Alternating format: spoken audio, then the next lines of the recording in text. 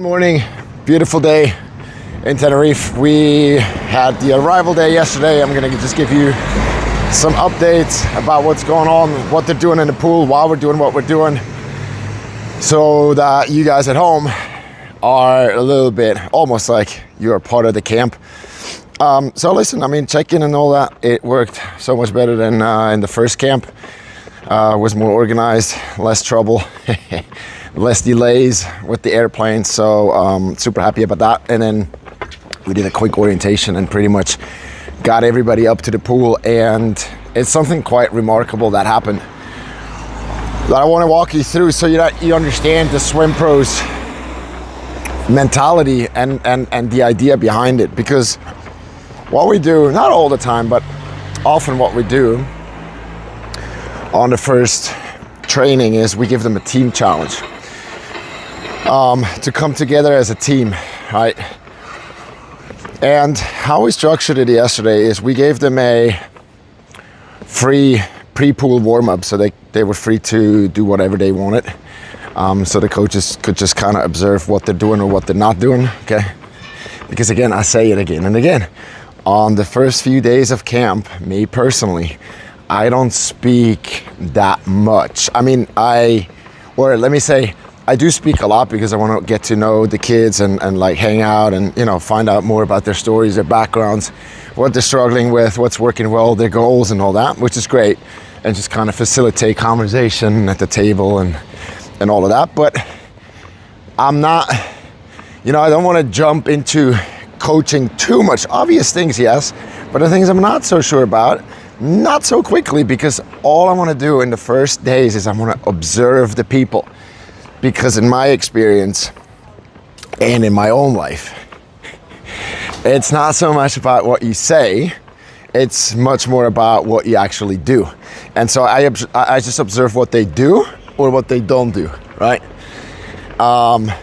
You're walking alone, but it's okay. You've been here before. And so we're observing. And just, what they do and what they don't do on pool deck. Then we gave them a quick warm-up, not so much, and then first part of the team challenge. Now listen, we're about 60 swimmers, right? We all put them in a short course pool. Why? Because it's a team challenge. We do have long course lanes also in the afternoon. So in the morning we got 8 long course lanes, in the afternoon we got 6 short course and then 3 long course, I believe. And so, but it was packed, right? Maybe you saw it on the videos, it was totally packed in the short course meter pool, but that was on purpose.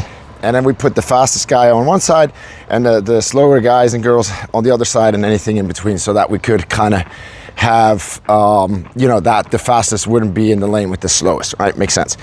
And then the team challenge was this. We gave them, as a team, they had to complete 825 meters underwater with fins as fast as they could. That was the instruction, right? So they put on their fins. They looked at each other real quick. Oh, 800. It's like, yeah, as a team, not as a lane, as a team, right? That works out to 10 to 15 per person, depending on, some of them didn't have fins, forgot their fins, so 2 of them didn't have fins. And so they did it without fins, but you just do it 25 underwater, and you wait at the wall until you're ready to go again, and then you go again. So the only rule was you had to be the entire 25 underwater, but you could take as much rest as you wanted at the wall. Huh? And then we let them go. We said, blue on top, we go. And we took the time. And then every coach, so we had 6 lanes, 6 coaches were, we have more coaches than 6, but 1 coach per lane. And we were counting the 25s that they did on the waters. And I was keeping count, right, on the wall there with a pen. And when they hit 800, we stopped them. We're like, okay, good job. That was 10 minutes, 13 seconds. Okay, and then we just left that. We didn't talk more about it at all. We just left it there. And then they had 1 hour of sculling. Now, if you don't know what sculling is, it's that weird movement, but one of the most important movements in swimming, to feel the water, right? Very important for the catch, to just connect with the water, become one with the water instead of like fighting it. And so Peter Mankoch and Milo Čavić, they did an hour sculling workshop with them. just to get the water feeling back and to teach them how you actually do sculling, okay? Because it is one, I don't know if you saw that video that I posted about David Popovici in the Skool group, and he talks about sculling and how much sculling they do. And so for a swimmer, is one of the most important exercises. We did it back in the day, and now they're using it a lot more. And so they did that for an hour, and it seemed like they were having a lot of fun too, learning stuff, which is awesome. And then we came back and we're like, okay guys, we're gonna do the same team challenge again. So you're gonna do 825s underwater with fins. If you don't have fins, you do it without fins. And you go as fast as possible. And now we're gonna beat the time that you previously had an hour ago. All right. We gave him a few tips. Like, for example, that there should be absolutely no talking on the wall, because if you're talking on the wall, you're not out of breath. You can push yourself more, right? And we did say we don't want anybody to faint and stuff, so, but you know what I mean? It's like you can do a little better for the team. Another thing we said is to take deep breaths at the wall, okay? When you recover, so imagine you're doing like these 50s, 100s, best average, and you come to the wall and you go, it's like you go, I took one of these big breaths and I got so dizzy I had to hold on to it was weird, maybe because it was hot or whatever, or I was excited, had to hold on to the ladder for a second. All right, that was one of the tips. And then the other thing that we said, and this is very important for the Swimpros spirit, is that we said, okay, because the coaches weren't really like doing anything other than counting in the first time we did the challenge. And then the second challenge, we're like, okay, now we coaches, we are on your side, right? We're in this with you. We might not be in the water. We're actually gonna go in the water today to show some technique and stuff. But yesterday we weren't, but we're on your team and we're in this together. And then we started to fire them up. We started to coach them. We started to go, okay, we're halfway through. We only got 400 more. Come on, we got 300 more. We're almost done. Let's go. We got 100 more. Okay, and so with everybody being together, the time was 8 minutes, 24 seconds. And I'm not a math genius in any form. I don't want to be. Even though I do think math is interesting in a way, because it can probably explain a lot of things, but I'm not that into it. If you go from 10 minutes to 8 minutes, that is at least 20% better in 1 hour. And that is wild. So in the school, we always say, hey, if we can be 1% better every day, we're gonna be world class way sooner than you think. And we just dropped 20% in an hour by coming together, doing it for the team, doing it together with the coaches. Do your cards not work? Wait, look at that. Exactly, the smartest person in the room. Doesn't work? Nope. Yeah, now push it. Push it harder. Oh, doesn't work? All right, let me see if mine works. That's weird. Let's check. Sure. There we go. Okay, I will let them know.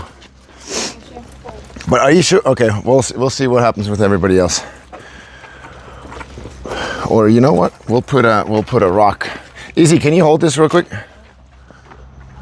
I'm just trying to find a rock here. We can do this. So anyway, we got. Oh, whoops. Camera's still here. So we got 20% improvement in an hour.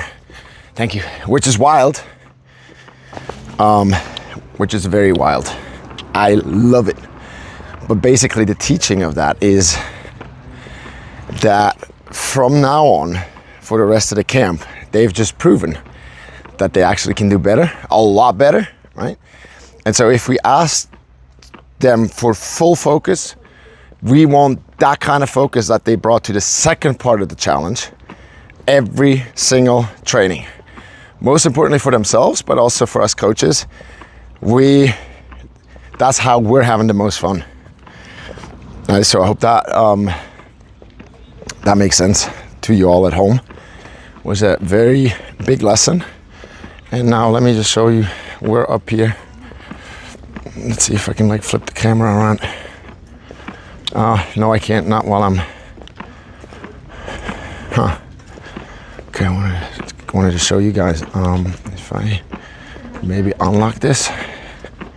Okay, hey, I have to keep playing with this a little bit. Anyway, big lesson. We can always do a bit better. When I used to work with adults, and in the corporate world, we used to, it's like boring, but a little further up the ramp, the top of the ramp, we used to give them Post-its, and then I asked them to just put that as high as they could, and they would stretch and put it somewhere up there, and I gave them a new color and I said, okay, put it higher, and they all put it higher, and it's like, okay, I asked you to put it as high as you can, and you can go higher. Right? So there's this thing, the power of like doing one more. It may not be possible to do 5 more, 10 more, but it's very possible to do one more. And if we can just always do one more, we're gonna be in a very good place, because it's not just doing one more rep in the gym or like one more 50, or, it's also telling your mom that you love her one more time. Saying thank you to your dad or to your siblings for all the support one more time. Saying to coaches goodbye or good morning one more time. Expressing gratitude, whatever. It's like just one more. And it may not seem powerful like right now because it's just one. But if you do it consistently, it changes your world, right? And so that's what we're trying to teach them. All right, I'm gonna go teach some mobility, and